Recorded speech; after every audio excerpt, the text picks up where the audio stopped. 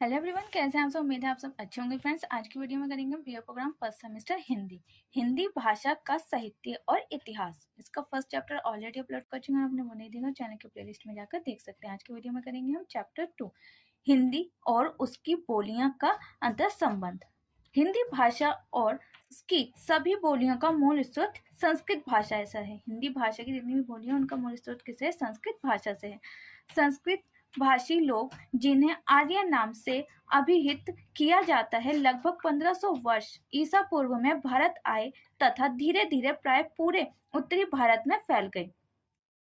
हिंदी वो संस्कृत भाषा के जो लोग हैं, संस्कृत भाषी लोग जो हैं, जिन्हें आर्य नाम से अभिहित किया जाता है, आर्य नाम से जाना जाता है, लगभग 1500 ईसा पूर्व में वो भारत आए थे और धीरे धीरे उनका पूरे उत्तरी भारत में फैल गए थे।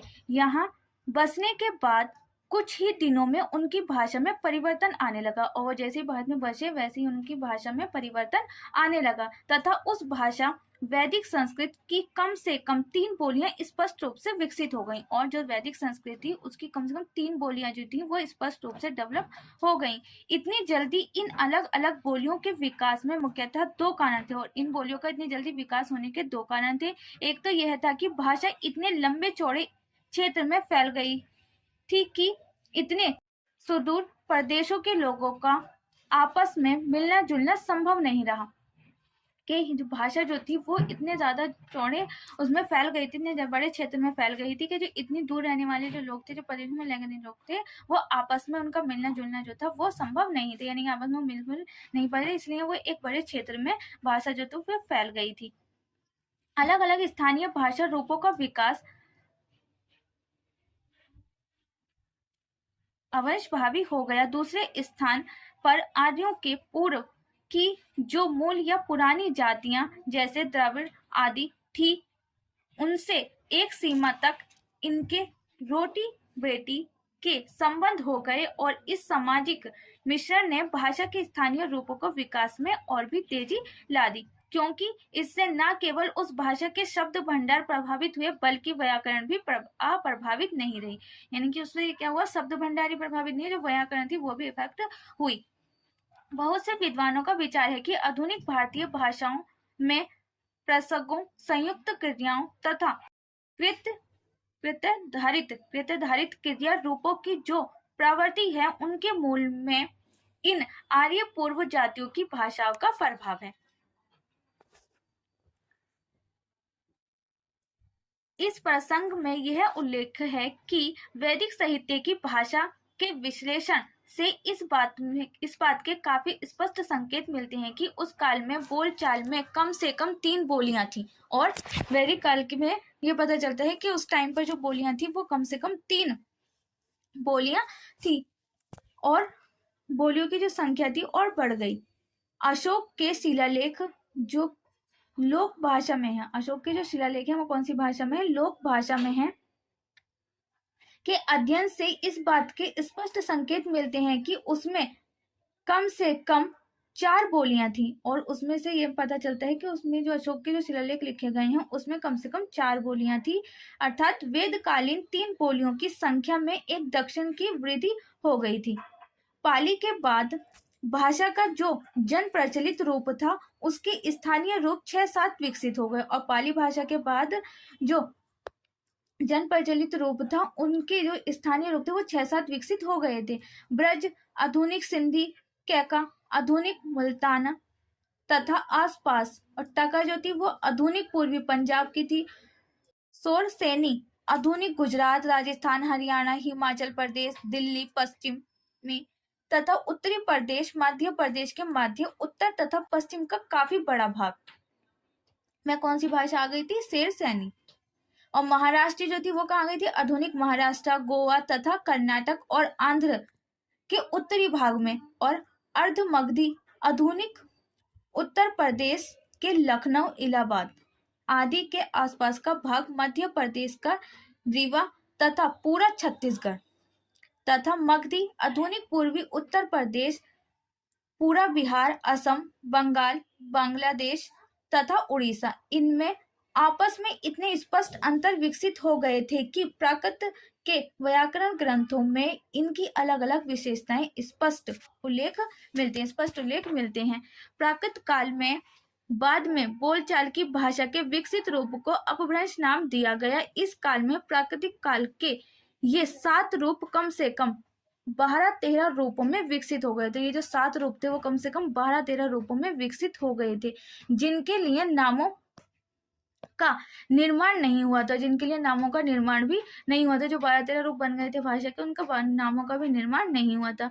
सुविधा के लिए आधुनिक नामों के आधार पर नाम देकर प्राकृत काल, अपभ्रंश काल तथा आधुनिक काल की भाषाओं और बोली वर्गों की स्थिति को इस प्रकार दिखाया जा सकता है। प्राकृत में, अपभ्रंश में और आधुनिक भाषाओं में या बोली वर्ग में जो है वो उनके नाम ये दे दिए गए हैं। मतलब इनके जो नाम थे वो भी नहीं बन पाए थे, निर्माण भी नहीं हुआ था इनका।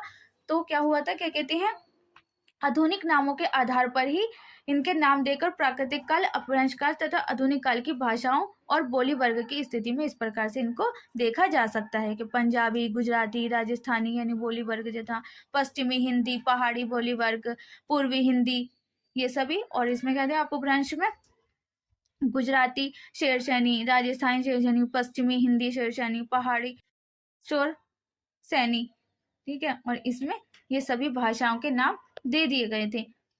यह ध्यान देने की बात है कि हिंदी क्षेत्र की भाषा हिंदी है, और यह ध्यान देने की बात है कि जो हिंदी क्षेत्र की जो भाषा है वो हिंदी है तथा उसे क्षेत्र में 5 उपभाषाएं या बोली वर्ग बोले जाते हैं, और उसी क्षेत्र में 5 उपभाषाएं या बोलियां वर्ग बोले जाते हैं। राजस्थानी, पश्चिमी हिंदी, पूर्वी हिंदी, पहाड़ी, बिहारी। ऊपर की तालिका से स्पष्ट है कि हिंदी और उसकी बोलियों का विकास 3 प्राकृतों शोरसैनी, अर्धमगधी, मगधी से विकसित 5 अपभ्रंश, राजस्थानी अपभ्रंश, पश्चिमी हिंदी अपभ्रंश, पहाड़ी अपभ्रंश, अर्धमगधी अपभ्रंश तथा बिहारी अपभ्रंश से हुआ है। हिंदी भाषा की बोलियां 3 प्रकार की हैं। फर्स्ट है हिंदी प्रदेश में प्रयुक्त, जैसे ब्रजभाषा, अवधी, भोजपुरी आदि। सेकंड है हिंदी भारतीय प्रदेशों में प्रयुक्त, जैसे दक्खनी हिंदी, बम्बई हिंदी और कलकतिया हिंदी। थर्ड है विदेशों में प्रयुक्त, जैसे सूरीनामी हिंदी, फिजी हिंदी, मॉरिशस की हिंदी आदि। भारत के बाहर की प्राय सभी हिंदी बोलियां मूलतः और मुख्यतः भोजपुरी पर आधारित हैं। क्या, जो भारत से बाहर जो बोली जाती है हिंदी, उसमें जो मुख्यतः जो बोली जाती है वो भोजपुरी पर ही आधारित है हिंदी, तथा उनको भोजपुरी के विभिन्न उपबोलियों माना जा सकता है। और उनको क्या माना जा सकता है, भोजपुरी की उपबोलियां माना जा सकता है, जिन पर उन स्थानों की अपनी अपनी मूल भाषाओं तथा यूरोपीय आदि भाषाओं का प्रभाव पड़ा है। उदाहरण के लिए मॉरिशसी पर फ्रांसीसी का, तो सूरानामी पर डच का, और फिजी में अवधी का भी मिश्रण है। सोवियत संघ की तजुजाबे की मुझे प्राचीन मेवाती ब्रज से संबंध लगती है, जिस पर पंजाबी परतों, तजिका, उज्बेक तथा रूसी का प्रभाव है। भारत की हिंदी तट क्षेत्र की बोलियों में रूप तो खड़ी बोली, भोजपुरी, स्थानीय, राजस्थानी आदि कई बोलियों के हैं, किंतु संभवतः इनका आधार खड़ी बोली को माना सकते हैं। लेकिन इनका आधार किसको मान सकते हैं, खड़ी बोली को मान सकते हैं। इन बातों को दृष्टि में रखते हुए हिंदी की बोलियों के अंतर संबंधों को इस रूप में देखा जा सकता है कि पश्चिमी हिंदी तथा पहाड़ी बोलियां आपस में संबंधित हैं। क्या, पश्चिमी जो हिंदी है और जो पहाड़ी बोलियां हैं वो आपस में रिलेटेड हैं, किंतु पूर्वी हिंदी तथा बिहारी अलग हैं। लेकिन पूर्वी हिंदी और जो बिहारी हिंदी है वो अलग हैं। अर्थात हिंदी बोलियों के मूलतः 3 वर्ग हैं। और देखें तो हिंदी जो बोलियां हैं उनके मूलतः 3 वर्ग हैं। एक है शोरसैनी वर्ग, अर्धमगधी वर्ग और मगधी वर्ग। कौन कौन से हैं, 3 वर्ग हैं, शोरसैनी वर्ग, अर्धमगधी वर्ग और मगधी वर्ग।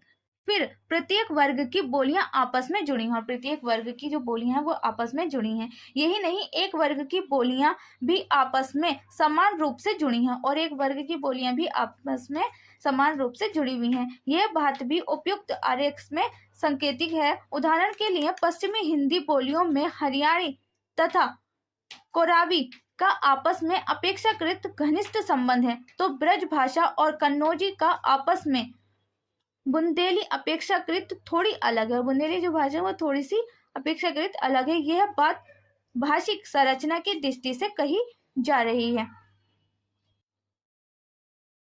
बम्बईया और कलकत्तिया हिंदी खड़ी बोली के बोली रूप की तुलना में हिंदी के मानक रूप यानी खड़ी बोली से अधिक समृद्ध है। इस तरह बोलियों को उनका पूर्व इतिहास परस्पर संबंधित करता है, किंतु भूगोल का भी इसमें अपना हाथ होता है, या इसे यह कहा जा सकता है कि संबंध इतिहास बोलियों को भौगोलिक दृष्टि से भी प्राय निकट या दूर कर देता है। उदाहरण के लिए राजस्थानी बोलियां पश्चिमी हिंदी के अपेक्षाकृत निकट हैं बनिस्बत बिहारी बोलियों के।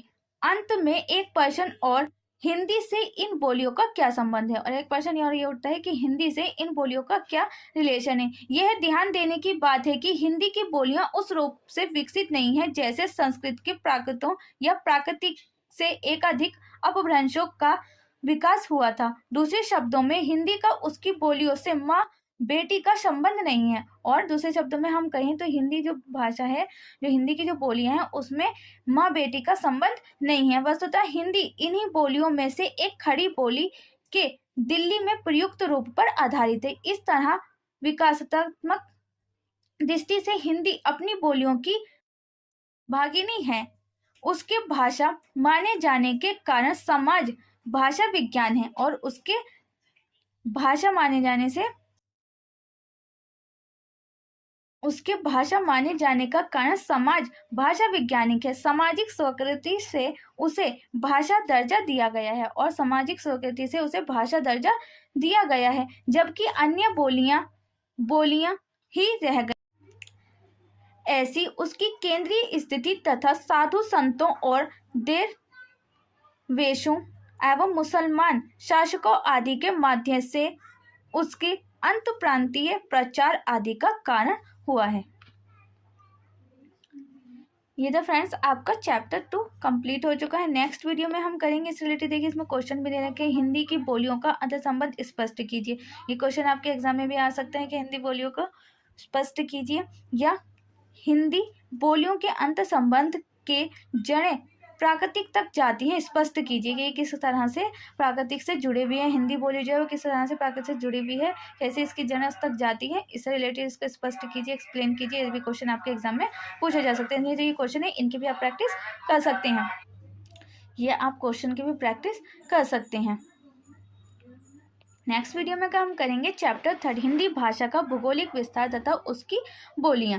यह हम करेंगे नेक्स्ट वीडियो में। उम्मीद है आपको वीडियो पसंद आएगी। वीडियो कैसी लगी कमेंट बॉक्स में लिखकर जरूर बताना। अगर आपको किसी और टॉपिक पर वीडियो चाहिए तो वो भी आप मुझे कमेंट बॉक्स में बता सकते हैं।